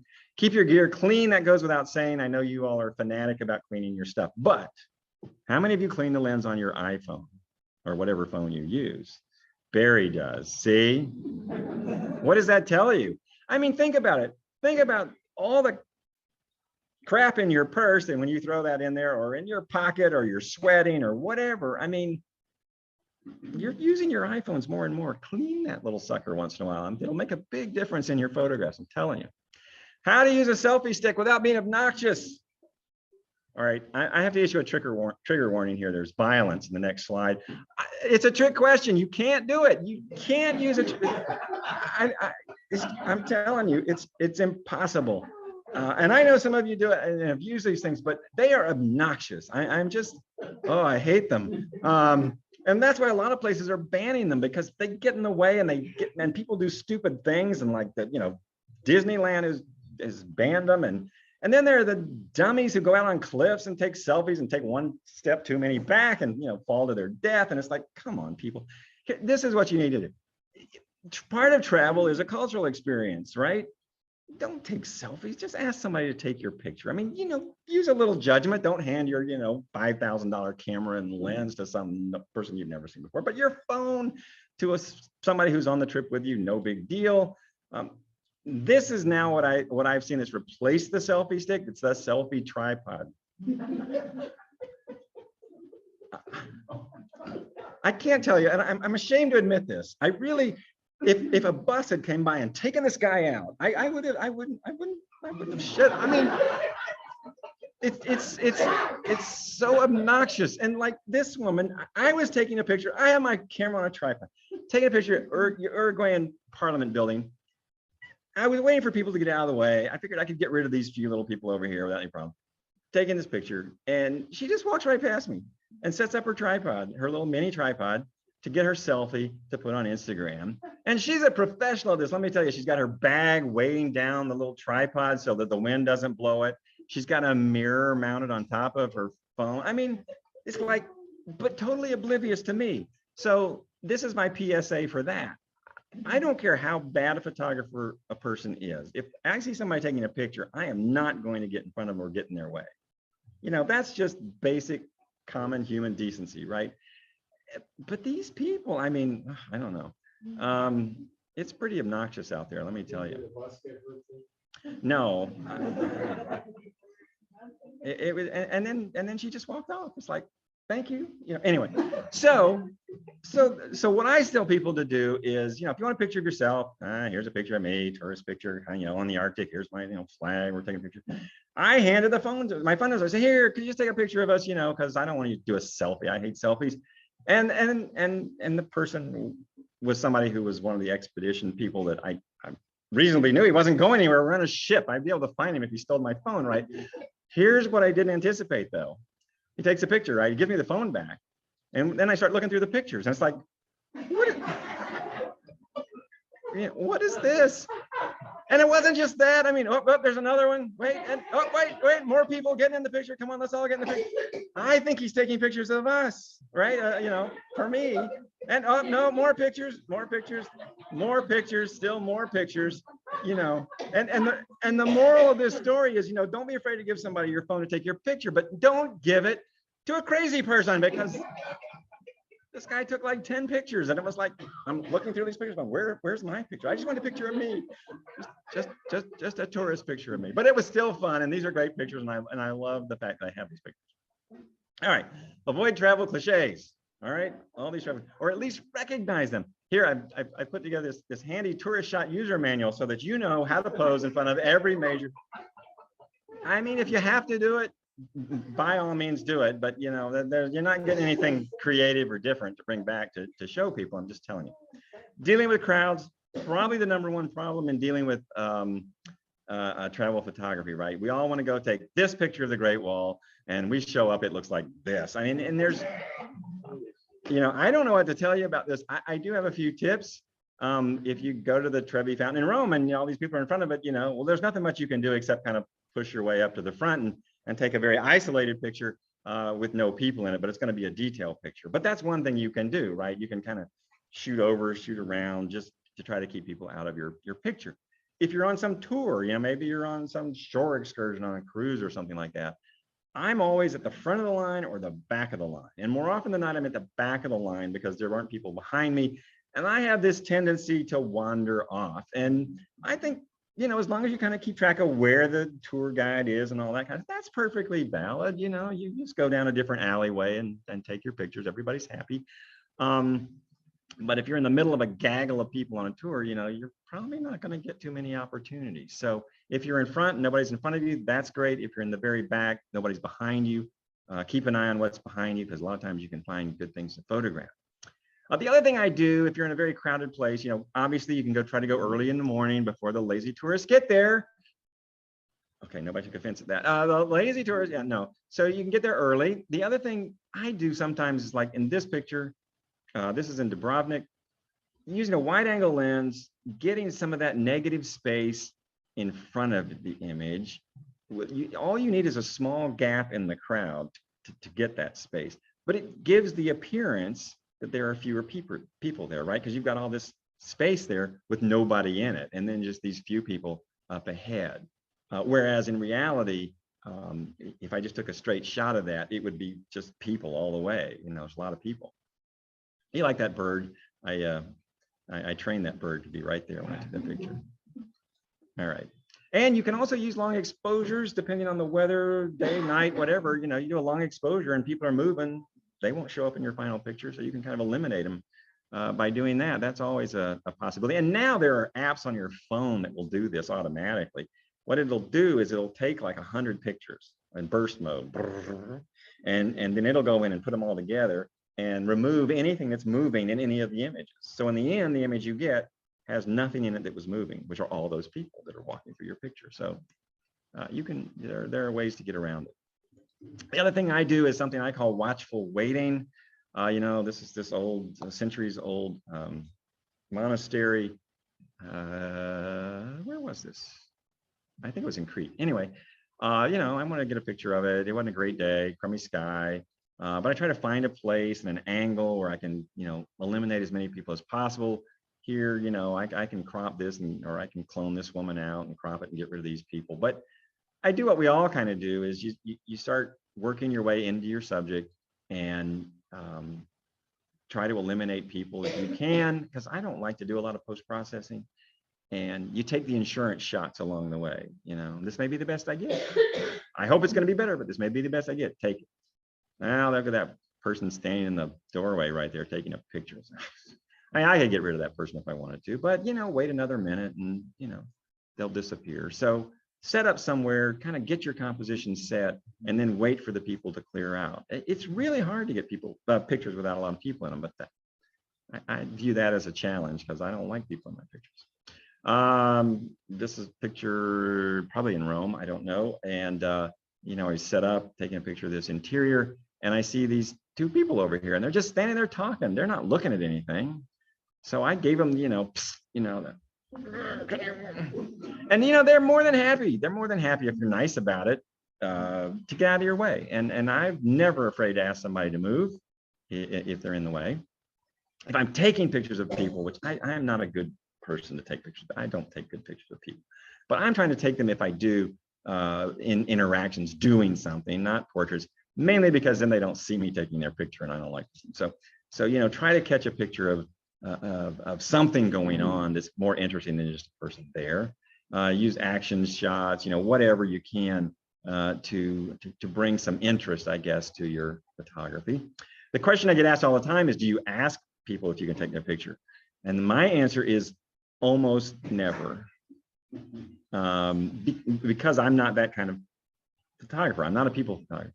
So when I'm taking pictures of people, it's usually kind of surreptitiously. I figure somebody like this, they're not identifiable. You can't tell who they are, so it's not going to make any difference anyway. And I sure wasn't going to interrupt this person in this, you know, moment of meditation and prayer in the temple to, hey, can I take your picture? Just like I'm not going to ask these two if I could take their picture, because something tells me they would say no. But that's a great story of a picture, right? I think. So I don't ask. I mean, you know, don't ask, don't tell. It's a good policy sometimes. People performing a lot of times, I mean, come on, they're performing because they want attention, right? They want you to look at them. So I don't worry so much about them. This guy on the right in the Acropolis, he has a guitar, you know, whatever that instrument is, case out, and he's obviously playing to raise money and stuff like that. So if I'm taking some pictures of him, I'm going to throw something in his case because, you know, he's trying to make a living and I'm trying to, you know, exploit him and take his picture. So I think that's a good trade-off. The guy on the left, I mean, he was part of some tour arranged thing. I figured, now he's on his own. I don't care. He's getting paid, right, to do what he's doing. So I'm not going to worry about it. And then this is the thing that I don't understand the most. If you look like a photographer, right, everybody's going to ask you to take a picture. Here, will you take my picture? You know, I'm sitting here with a big camera, tripod, all stuff. They're handing me a point and shoot, you know, or phone or whatever. Could you take a picture? Okay, fine. I always do. I always say yes. I think it's just good photo karma to do that. So I never hesitate. But the ones I don't understand. This was in Vienna, middle of the day, crummy light, and this couple, it was like, would you take our picture? Would you take our picture? Sure, if that's what you want, I'll take your picture. Yeah, this is great. Just right here. Okay. Set up. I'm on a tripod because I'm wandering around. Take their picture, and they walk off. And I'm like, and I've had this happen more than once. Why did you want me to take it? I thought they were going to come up and give me their email address. Oh, would you mail it? No, they just wanted me to take their picture, and then they left. I don't understand it. All right, a couple other things. photographing through glass. This happens a lot if you're on some kind of a tour. Maybe you're on a bus, you know, whizzing through some countryside, and you want to take a picture. You know, this is pretty obvious. Get as close as possible to the glass so you don't get any glare or reflection. Turn off your flash. You don't want that going off. That's always bad news. Here's where also using a polarizing filter can be very helpful when you're photographing through glass. This is obviously the Michelangelo's Pietà in the St. Peter's Basilica, and it's behind, you know, I don't know what, 6-inch thick plexiglass that's covered with, you know, fingerprints and nose prints and bad lighting and everything else. But the polarizing filter can do a lot to help you in situations like that. Again, you know, you can use it to, you know, darken blue skies if the sun is in the right place, but I use it more than anything to take reflections off of things. For example, in this sample you see here, the bottom, I mean, look at the difference in the green and the vegetation, right? Just taking the glare off of that. And obviously you can see in the one on the right, the window and the reflection there can make a huge difference. And if you don't have that, if you're just using your phone, they make a polarizing filter for your phone. You just clip it on, it spins around just like a regular polarizer filter. And you can use that, or you can be like me and be cheap and just use your sunglasses. If you have polarized sunglasses, they work great because, you know, those little lenses, you just hold it right up to it. So I took this, I don't know where I took this, some Caribbean island, but it works just fine. Does exactly what you want it to do. Whenever I approach a place, you know, I always start wide, work my way in. A lot of times people like run from detail to detail, but like I said, if you get there first, and before all the people get there, you start wide, you get the environmental context of what you're trying to shoot. And then you can say, okay, great, I've got the establishing shot, sort of the environmental shot of where we were. Now, what's attracting me about this? Well, maybe it's this yellow building and the reflections and everything. That's pretty cool. Yeah, so I'm gonna work my way in, and then, oh wait, what's that over there on the building? You know, it's nesting gulls with chicks. And so maybe that's what I want to take a picture of. But always the details are the easiest to take to get around people, right? The hardest ones to take to get around people are the wide shots. So, you know, leave your detail shots for last, because those are just the easiest to get to. There are reasons that postcards are postcards. Yes, they're all cliches and things like that, but you know what? People like those images. So if you're bringing your images back to share with family and friends and things like that, take the postcard images. It's perfectly fine. You know, they can't all be wall hangers and fine art. So take the postcard and then walk off the street and take some of the weird stuff like the Rasta car wash here, which I thought was kind of clever. They've got every kind of can of beer available in Jamaica, I think, or no, in Aruba on this fence top. And here's a guy up here doing the graffiti. So, you know, there's all sorts of interesting possibilities here if you get off the beaten path a little bit. If there's a wall walk, that's kind of like going to the roof. You got to take that, right? You get all sorts of nice angles and different perspectives, which is what I tell you. Look for something that's a little different. Show how you got there. People like to know how you got there, right? So if you're taking a trip through the Grand Canyon on the Colorado River and people want to know, well, gosh, what was that like? And, you know, how did you keep your stuff dry? And, you know, where did you sleep? And all those kind of good things. And, you know, I always include some picture of how I got somewhere, you know, cruise ship or smaller ship in South America, whatever. People like to see that. I also like to include iconic elements to show where I am. I mean, it's pretty obvious, you know, you're in Holland, those windmills make that pretty clear, right? Or I'm in New York City because there's a New York police car and yellow taxi cabs behind it. Rockefeller Center, it's pretty obvious where I am. And if you don't have iconic elements, take a picture of something that tells you where you are. If nothing else, it's kind of a good introductory picture to say, well, I was in Kotor, you know, on Adriatic coast or something. So here's a picture. I also take pictures of signs to remind me of locations for later reference, if it's not in a place where I'm likely to remember. The other thing I do, some of you have GPS things built into your cameras, or you have apps. I don't, I just choose not to. I use my phone. So if I'm somewhere where I'm not sure I'm going to be able to remember where I am, I take a picture with my phone, because your phone will record location data even when you're not hooked up to cell service, right? It's all GPS run. So then you can go back and look on your phone. It all syncs up later and will tell you exactly where you were. A few things quickly, travel signs. My rule is I obey these signs, but I read them most favorably to me. And then if I'm wrong, they'll come tell me I'm wrong. But like this sign's obvious, no flash photography. It doesn't mean no camera. It just means no flash photography. That's the way I read it. And the same with this one down here on the lower left. That doesn't mean no, phones photography. It means no phones with flashes to be used. The one in the middle, unfortunately, that one's pretty clear. No cameras of any kind. They don't want any cameras. The one on the right at the bottom, that's not no photography. That's no tripod. Big difference, right? That's how I view it. And then the one on the upper right, that's no flash on your, bigger camera. So I take them at their word and I honor what they tell me, but I'm going to read it. If it's ambiguous at all, I'm reading it in my favor until somebody tells me otherwise. I love to take pictures of signs, speaking of signs, because I think they're always fun. I don't know what caused them to put this sign up.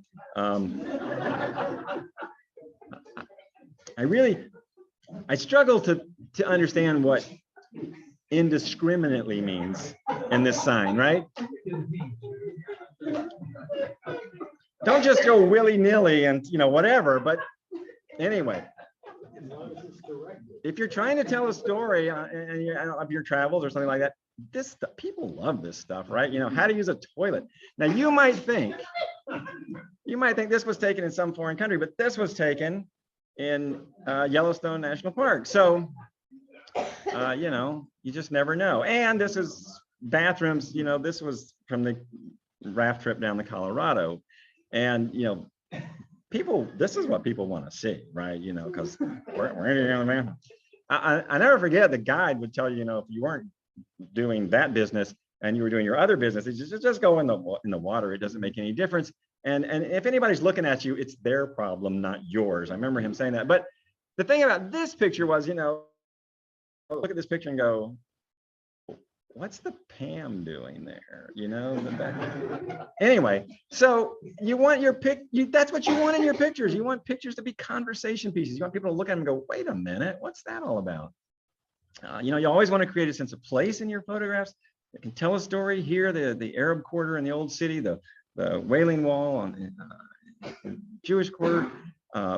Place, you want people that belong in that place in your photograph, not just tourists. And it can make a big difference. Local wildlife, you always want to shoot that stuff. That's always fun. People want to see that kind of stuff. There's 3 walruses from a couple of weeks ago. Culture and food, always good for photo ops. Again, Lilburn, Georgia. Cemeteries. I think cemeteries are fascinating places to take pictures. This is the old cemetery on the water in San Juan, Puerto Rico.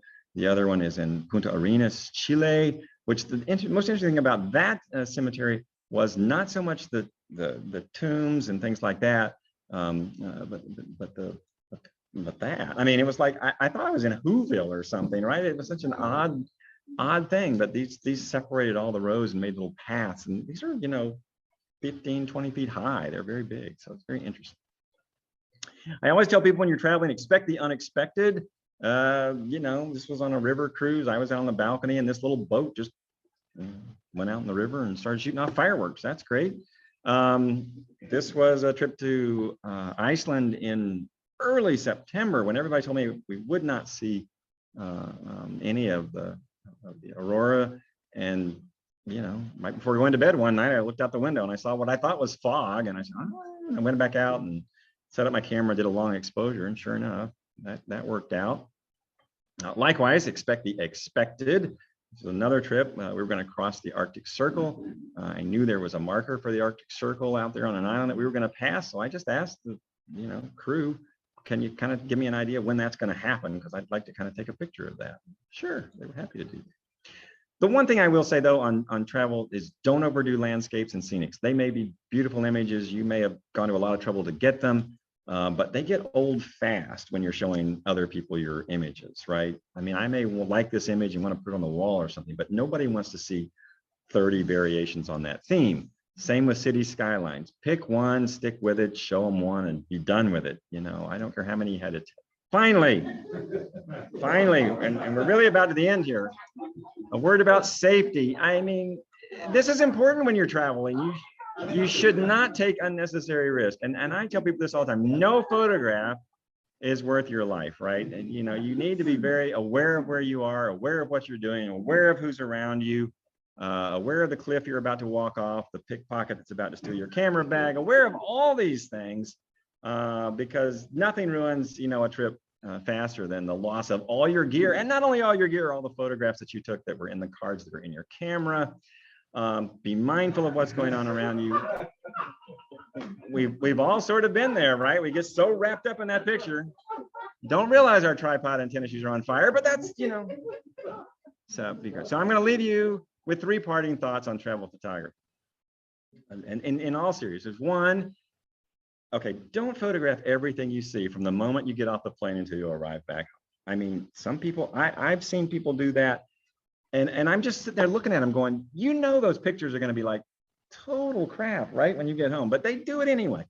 I mean, click, click, click, click constantly. Don't do that. But if you do that, don't share all of them. I mean, I don't want to, I love this headline from the New York Times, you know, the tyranny of other people's vacation photos, because now, you know, you're not using film, digital, oh, it's free. You know, and by God, I took 4,000 pictures and you're going to look at every one of them. Don't do that to anybody. Don't do that to anybody. And finally, you know, number 2, don't miss the experience just to get the photograph. I tell people this, you know, take the photograph with your mind. You'll remember that. It will be more meaningful to you in certain circumstances than a photograph anyway. I watched these people, they were doing the Stations of the Cross in the old city in Jerusalem. And the woman in the back right here with her cell phone, I don't know if she was taking pictures along the way or filming them. I think she was doing a video and she was filming them. And I thought, she's getting nothing from this experience, right? She's getting nothing from this experience. Sometimes put the camera away and just experience the moment. It can be so much more meaningful. And finally, I always like this quote as a National Geographic photographer, Jim Richardson. If you want to be a better photographer, stand in front of more interesting stuff. I mean, that's kind of the bottom line, right? You know, get yourself in front of something interesting, take a picture. All right, that's it. Thank you all very much. I'm sorry I blattered on a little longer than I was supposed to. I think everybody's happy. You got any questions? We can take 1 or 2 questions because it is getting late, but I don't want to stop questions. See, I bowled them over. They're speechless or they're asleep, one of the two, I don't know. Is anybody still alive out there on Zoom? Zoom people, do you have questions? Yeah. Yes, you have questions, or yes, you're alive. You're alive, that's what I thought. All right. Do you just take one lens generally, or you take 2, 3 lenses, say if you're going to Iceland? Well, I'll give you an example. When I was up in the Arctic last month. I took 5 lenses with me. I used 2. And it depends on how I'm going to be getting around. If I'm in a car and, you know, I've rented a car, I'm somewhere for a week or something like that, I tend to take more because I can just throw it in the, you know, in the car, and I don't have to worry about weight or anything like that. If I'm in a situation where I have to be more concerned about weight, then I pare it down. But the thing is, even if I take 3 or 4 lenses, that doesn't mean I'm carrying them with me all the time, right? If I'm going out to shoot wildlife or something like, you know, the walrus or something like that, I'm taking my wildlife lens. I'm not taking 3 or 4 other lenses with me. I don't want to haul them around. But I will tell you that 24-120 lens that I mentioned is kind of my all-around travel lens. If I only take one, it's that one. And I suspect I took on this last trip 70% of my photos with that lens, and was very happy with them.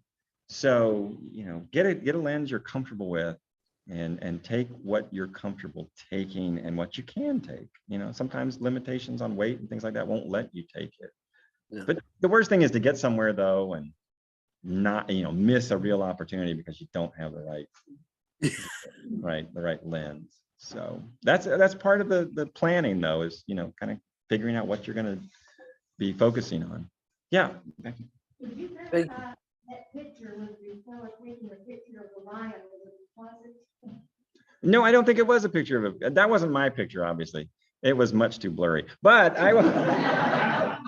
I'm kidding. No, it was not my picture. I suspect it was a setup, though, obviously. But yeah, I don't think it was a composite. That looked like something that was probably taken on film about 40 years ago. So I don't know. All right. You have a shootout or something, a photo challenge to do. Let me get out of this. Thank you, Jeff. Thank you all very much. Great presentation. Thank you.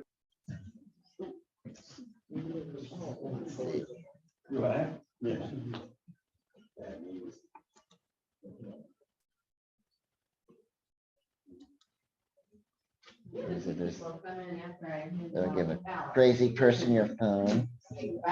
All right.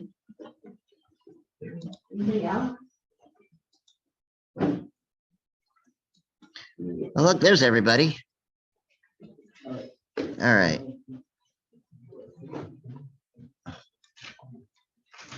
Share screen.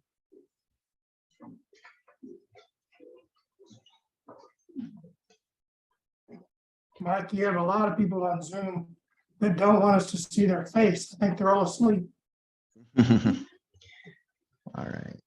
Trying to see if I can find the present, the challenge here for Lisa. Okay, hang on. No, it's still on.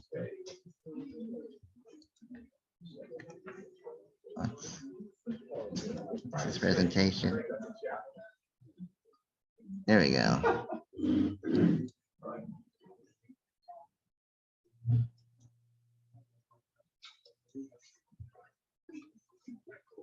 Hey, Dan.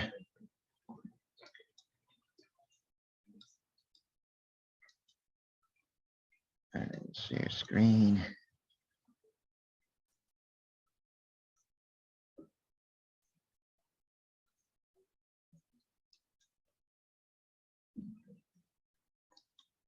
What's not letting me do is get back to my desktop.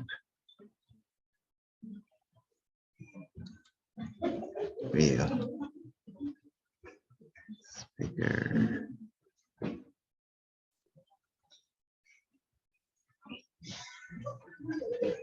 Okay. If anybody has an idea of how I get back to my desktop? Because that's not bringing it up.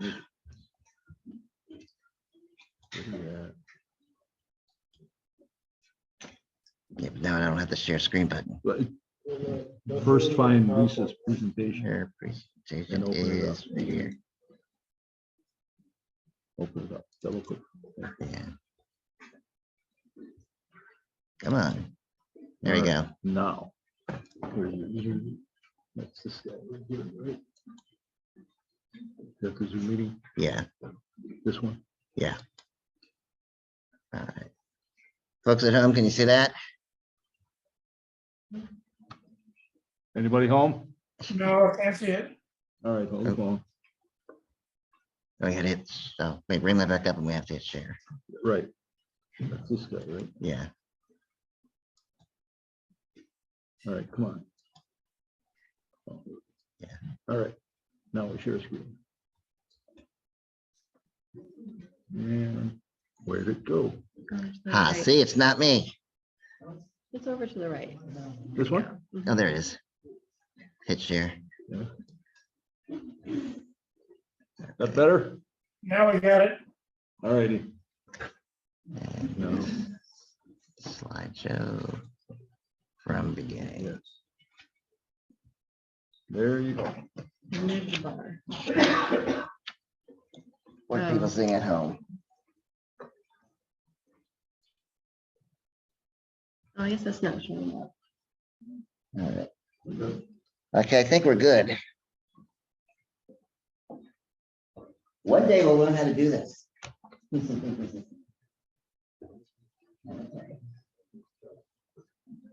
Okay. Photo challenge for this month was power. And I don't know if your arrows are working. Let's see. There we go. For our photo challenge, the rules for the challenge are one image per person.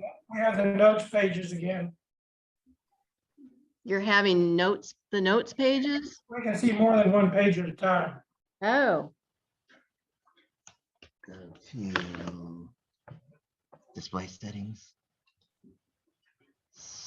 Swap presenter view and slideshow. Much better. Except now we got the split screen. What'd you do to fix that last time? We hit escape, I think.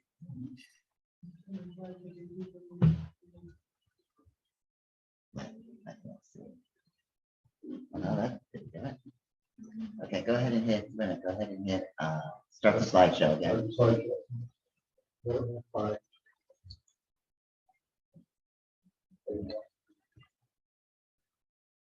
Are you just seeing one slide at home?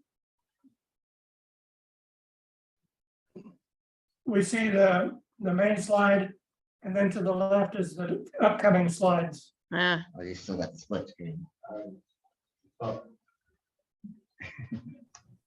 display Yeah, settings before. again. And that's fine. We see the photo challenge slide. That's fine. Yeah, I want you to be able to see the photos at full view though. We'll try to do the slideshow. Hit start slideshow from the current slide. What are you seeing now? The monthly photo challenge themes. Okay, ready, you seeing one screen? Yes. Okay, we got it. All right, so, yeah. Take this. Okay. Yeah, that's the one. This one? The loading control. There you go. There we go. All right. And drag this thing down. Thing down to the, yeah. All right. Let's see. We're very professional here. And Probably use the right one. Probably use the ad button. It's the right arrow. well, I tried that. It did nothing. Right on that. And it did nothing down here. Okay. Yeah. And those controls are not popping up either. They're Yeah, there. there. Okay. All right, moving on. Promise it'll be worth it. Good thing we only have 10 photos tonight. One image per person, not older than 2 years. Single images only. You must be a paid member to submit an image to the challenge. You must be at the meeting in order to place in the challenge, although we do allow one miss a year because everybody has something that comes up and you may not be at one of the meetings, and that's fine. And like Mike said, we have photographer of the year who wins $100, a membership for the following year, and a special trophy. We vote for first through third place, although we award 5 places each month. So when you vote for your photos tonight, vote for number 1, 2, and 3. Don't vote for a photo more than one time. And please vote for 3 photos. I say every month I have 1 or 2 people who just pick one image. Pick your favorite 3. So, oh yeah, the email address for those of you at home is vote@ngaphoto.club. And we'll share that email address again at the end. Remember that it's .club, not .com. And we'll go ahead and get started with our 10 images tonight. I'll go through them 3 times, 2 times slow, and the 3rd time I'll go pretty quick through them. Image number 1, and again, our theme tonight is power. So keep that in mind as you look at these images.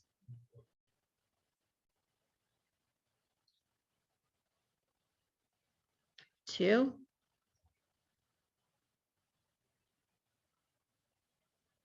And those of you on Zoom, if the images are not keeping up, let me know. 3.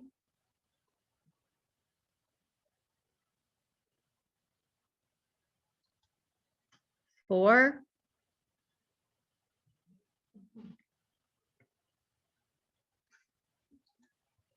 5.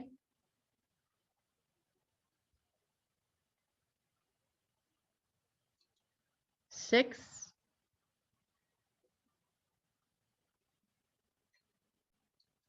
7.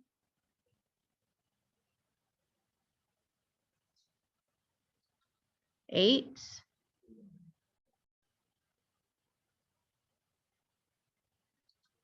9.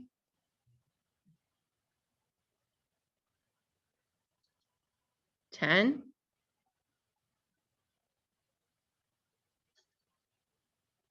'Going backwards. 9.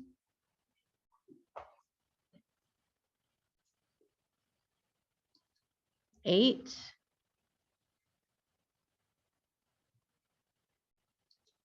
7. 6.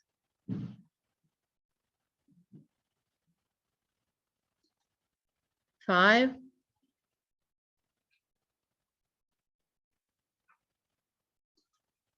4.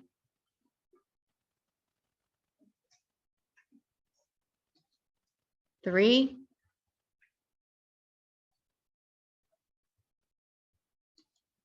2.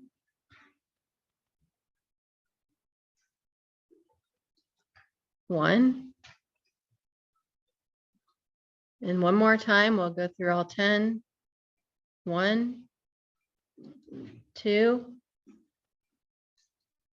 3, 4, 5, 6, 7, 8, 9, 10. Again, if you're voting from home, please email your votes to vote@ngaphoto.club sometime this evening, and we will tally votes and post the winners tomorrow morning. Let's see. We're gonna collect the ballots here. I have 2 slides left to show, maybe. Well, I can talk with that. I don't want to mess it up. Here's mine. All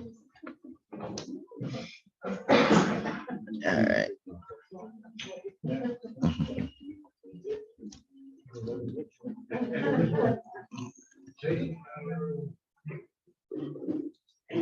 Anybody else? Okay.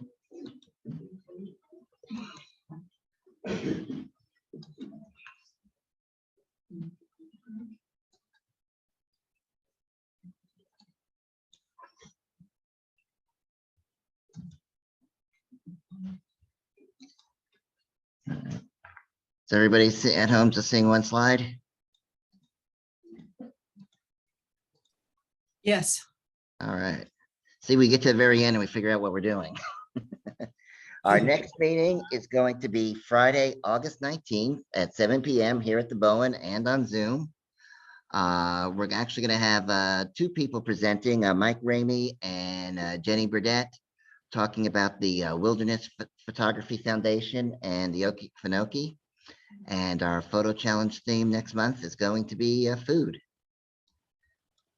And that's it. Thanks for coming, and we appreciate everybody here. We hope you had a good time, and I look forward to seeing everybody next month.